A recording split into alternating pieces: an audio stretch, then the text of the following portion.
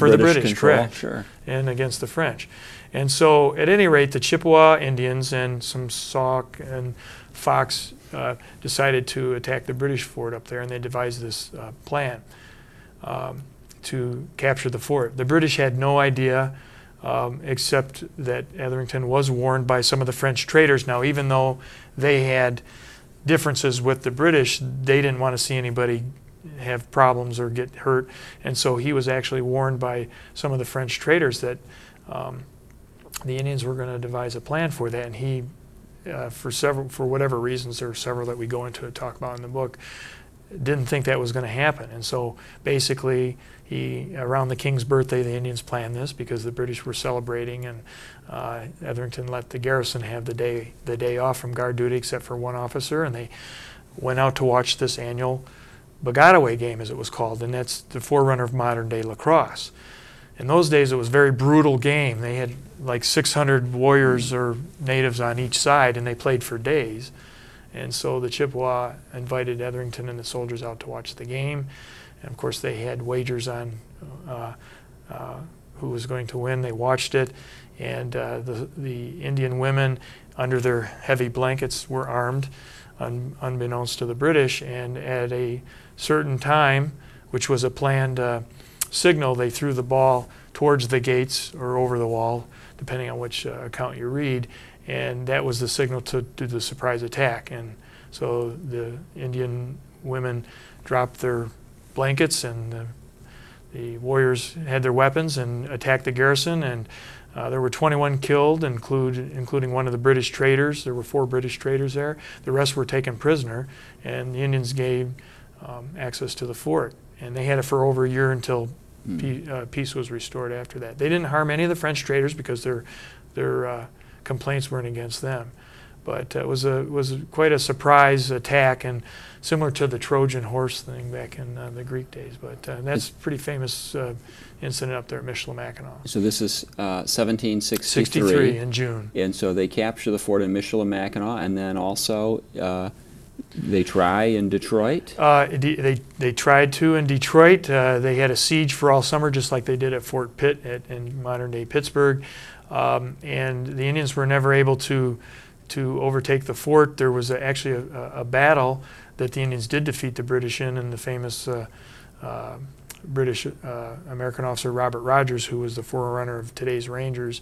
And that happened right down in downtown Detroit. So this also is outside the fort. Correct. Some action outside of the fort. The British were going to lead a surprise attack on the Indians, and of course the French were aiding some of the Indians there, and they got notice of it, and so they actually surprised the British and defeated them in a pretty significant battle. That was in July of 1763. And Pontiac, would he have been there? He was at Detroit, not at these other areas he had. And the other fort at St. Joseph that we talked about, Fort St. Joseph, was a very small fort. That was attacked by the local Potawatomi Indians, who were encouraged by the Potawatomi, who were helping Pontiac and the Wyandots, which are the Huron Indians in Detroit. They attacked Fort St. Joseph, and there was a small garrison there, and the commandant and 3 other soldiers were spared and then taken to Detroit and later exchanged.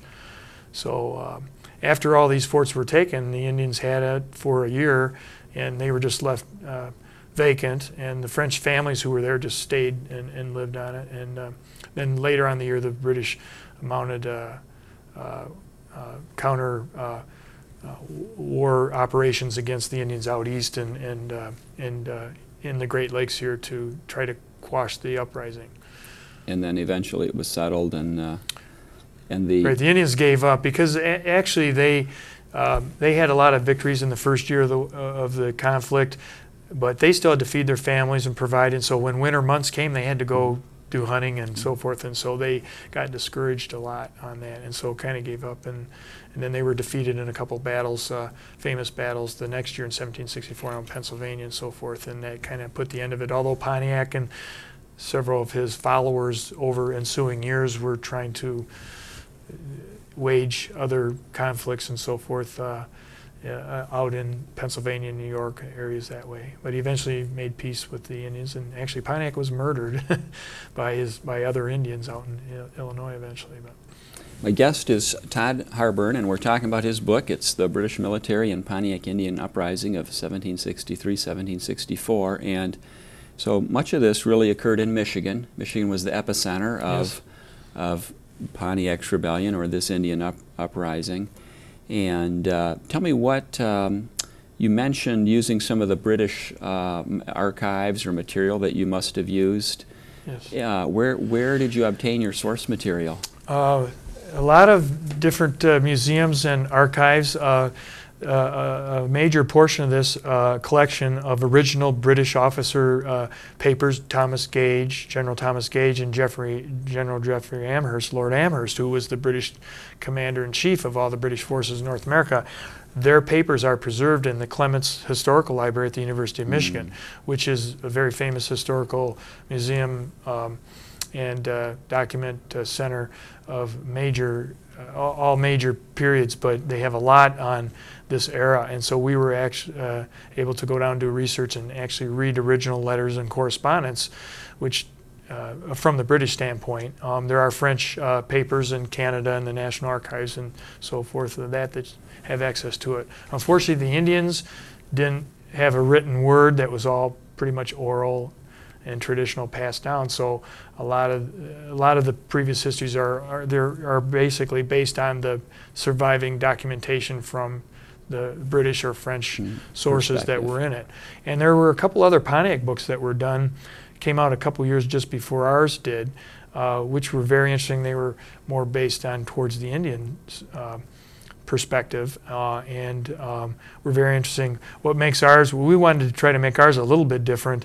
Again, as I mentioned previously, focusing on the British military in the basic 2 years of the conflict. The other books are very good, but they cover basically from the French Indian War up past Pontiac into the reasons for the early American Revolution, and we just wanted to focus on that again on Michigan and the Great Lakes more, although we tell the whole story. So Pontiac, really Chief Pontiac, he's a Michigan figure, a colorful figure in our history, and in order to pursue this, he had to unify these disparate tribes. I mean, it would be incorrect to think that all the Indians in Michigan are the same. We have several different tribes. They speak different languages, and somehow he gets them in a unified effort to oppose the British occupation. Yes, it's pretty amazing when you read how they did that, and that's a great point, because there were Indian tribes out east, the Delawares and the Senecas and